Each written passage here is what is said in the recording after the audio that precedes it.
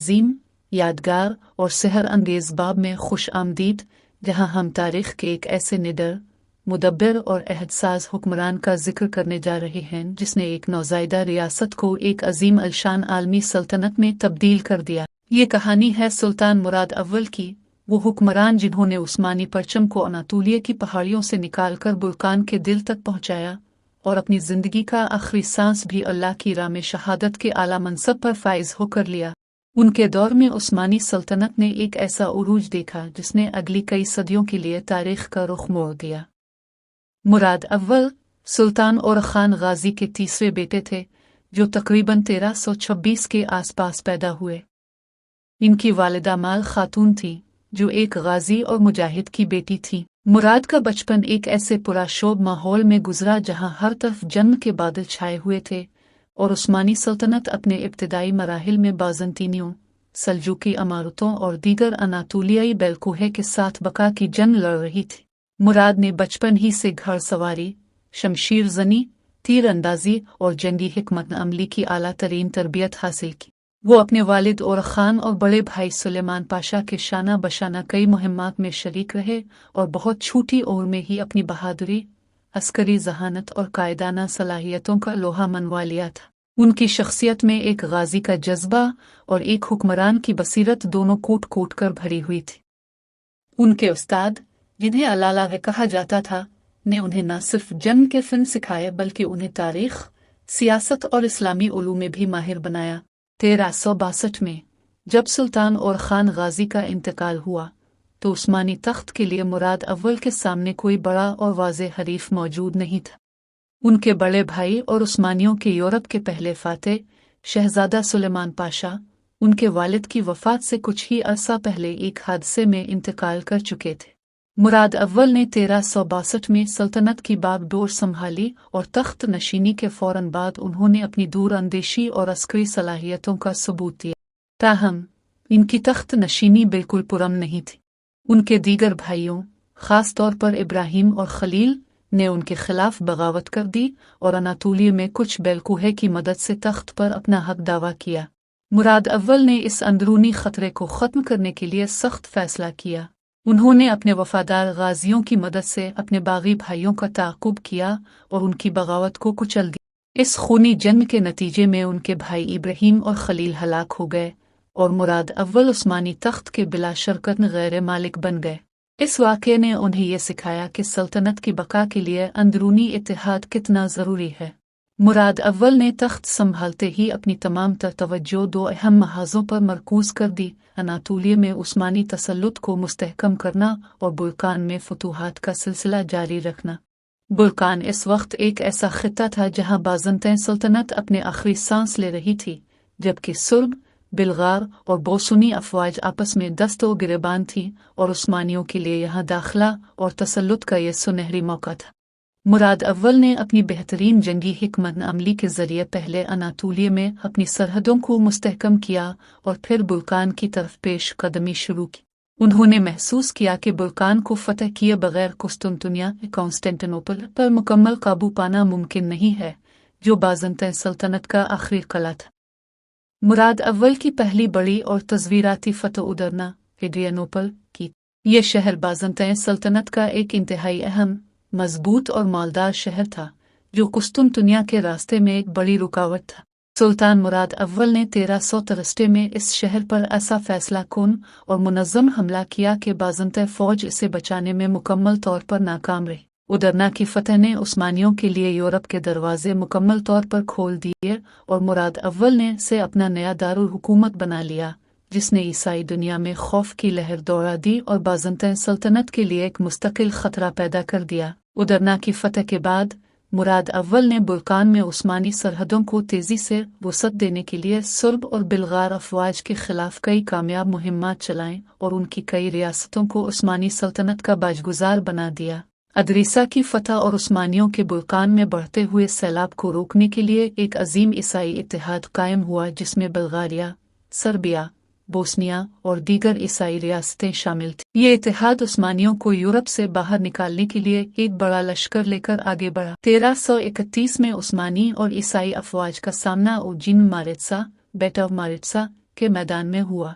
ये एक इंतहाई हौलनाक और खूनी जंग थी जिसका नतीजा बुरकान की तारीख का फैसला करने वाला था। मुराद अव्वल ने अपने वफादार और तजुर्बाकार कमांडरों की मदद से ऐसी बेहतरीन जंगी हिकमत अमली तैयार की कि ईसाई अफवाज अपने अददी बरतरी के बावजूद उस्मानी गाजियों के जोश और इनफरादी सलाहियतों का मुकाबला न कर सकी। मुराद अव्वल ने ईसाई इतिहाद को ऐसी इबरतनाक शिकस्त दी जिसने बुरकान में ईसाइयों के हौसले हमेशा के लिए पस्त कर दिए और उस्मानियों का पूरे खित्ते पर दबदबा कायम हो गया। जिंग मारित्सा की फतह ने उस्मानियों को बुरकान का बिला शरकत गैर मालिक बना दिया। मुराद अव्वल महज एक निडर फातेह और अस्करी कमांडर नहीं थे, बल्कि वो एक अजीम इंतजामी मुसल्ह भी थे। उन्होंने महसूस किया कि एक बड़ी सल्तनत के इंतजाम के लिए सिर्फ जंग काफ़ी नहीं, बल्कि एक मुनज़्ज़म और मुस्तहकम निज़ाम हुकूमत की ज़रूरत है। चुनांचे उन्होंने उस्मानी सल्तनत के इंतजामी ढांचे को जदीद खतूत पर उस्तवार करने के लिए कई तारीख़ी इक़दामात किए। उनका सबसे बड़ा और इनकलाबी कारनामा यनीचरी नामी एक ऐसी मुस्तकिल और इंतहाई डिसिप्लिन याफ्ता फ़ौज का क़याम था जो अगली कई सदियों तक उस्मानी सल्तनत की ताकत का सतून बनी रही। ये फ़ौज गैर मुस्लिम बच्चों, ख़ास तौर पर बुरकान के ईसाई ख़ानदानों के बच्चों पर मुश्तमिल होती थी, जिन्हें बचपन ही से सख्त तरबियत, इस्लामी तालीमात और सुल्तान के लिए मुकम्मल वफ़ादारी सिखाई जाती थी। यनीचरी फ़ौज ने उस्मानी फतूहात में एक कलीदी किरदार अदा किया और उन्हें दुनिया की सबसे खौफनाक और ताकतवर फ़ौज बना दिया। यनीचरी के अलावा मुराद अव्वल ने सल्तनत के इंतज़ाम को बेहतर बनाने के लिए दीवान हुमायूं इंपीरियल काउंसिल कायम किया, जो एक तरह की काबीना थी और सुल्तान को मुख्तलिफ उमूर में मशवरे देती थी।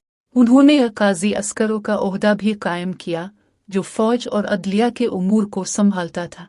उन्होंने सल्तनत के माली निज़ाम को मुस्तहकम करने के लिए टीमा नामी एक ऐसा निज़ाम ट्यूलदारी कायम किया जिसके तहत उस्मानी गाजियों और सिपाहियों को जंगी खिदमात के बदले ज़मीनें दी जाती थीं, जिनसे वो अपनी गुजर बसर करते थे और जंग के वक्त फ़ौज में सिपाही फराहम करते थे। मुराद अव्वल ने न सिर्फ इंतज़ामी इस्लाहात की बल्कि उन्होंने इल्म और उलमा की भी सरपरस्ती की, जिसकी वजह से उदरना और दीगर उस्मानी शहर इल्म और सकाफ़त के मराकज़ बन गए। उनकी दूर अंदेशी और इंसाफ पसंदी की वजह से गैर मुस्लिम रियाया भी उस्मानी साया आतिफत में खुद को महफूज मामून समझती थी। मुराद अव्वल ने जहाँ एक तरफ यूरोप में सल्तनत की सरहदों को वसअत दी, वहीं उन्होंने अनातोलिया में भी उस्मानी बेलकोहे के साथ सियासी और अस्करी ताल्लुकात को मुस्तहकम करने के लिए एक मुतवाज़िन हिकमत अमली अपनाए।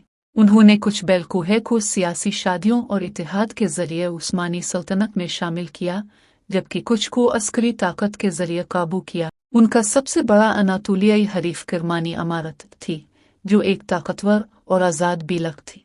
किरमानी अमीर अलाउद्दीन ने उस्मानियों के खिलाफ कई बार बगावत की और ईसाई रियासतों के साथ मिलकर उनके लिए मसाइल पैदा किए।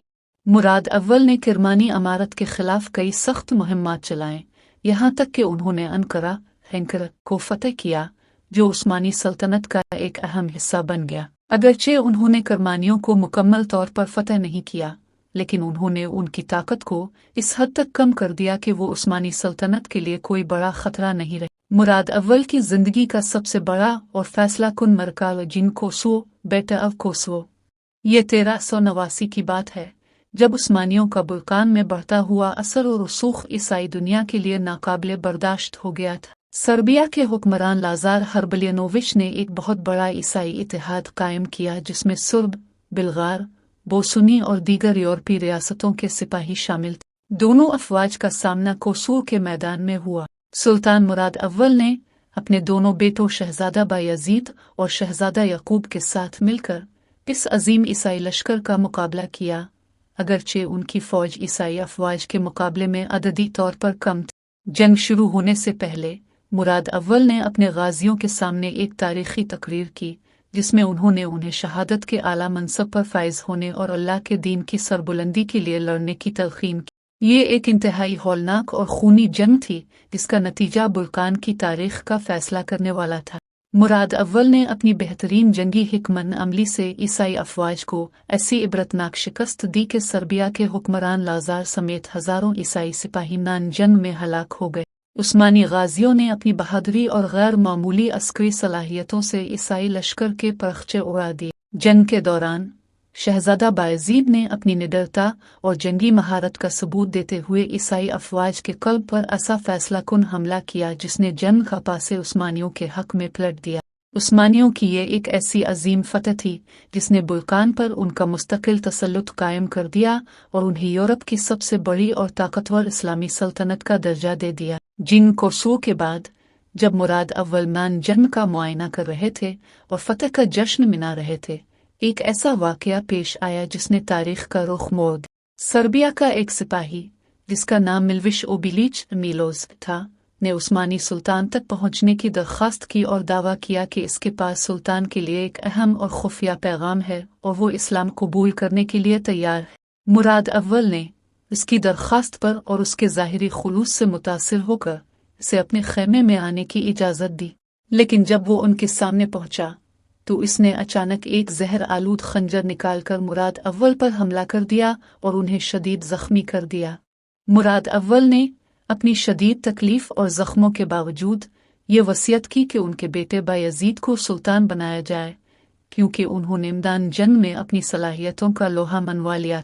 और खान गाजी के बेटे और उस्मानी सल्तनत के दूसरे अजीम हुक्मरान सुल्तान मुराद अव्वल ने अल्लाह के हुजूर शहादत का बुलंद मकाम हासिल करके अबदी जिंदगी की तरफ चले गए। सुल्तान मुराद अव्वल की शहादत उस्मानी तारीख का एक ऐसा खूनी और अजीम बाब है जिसने उनकी जिंदगी को हमेशा के लिए अमर कर दिया। उनके दून हुकूमत में उस्मानी रियासत एक नौजायदा बिलुक से एक अजीम अलशान सल्तनत बन गई जिसकी सरहदें अनातोलिया से बुल्कान तक फैली हुई थी। उन्होंने न सिर्फ मैदान जंग में फतह हासिल की बल्कि एक मुस्तहकम, मुनज़्ज़म और इंसाफ पसंद रियासत की बुनियादें भी रखी जिसने अगली कई सदियों तक दुनिया की सबसे ताकतवर इस्लामी सल्तनत का किरदार अदा किया।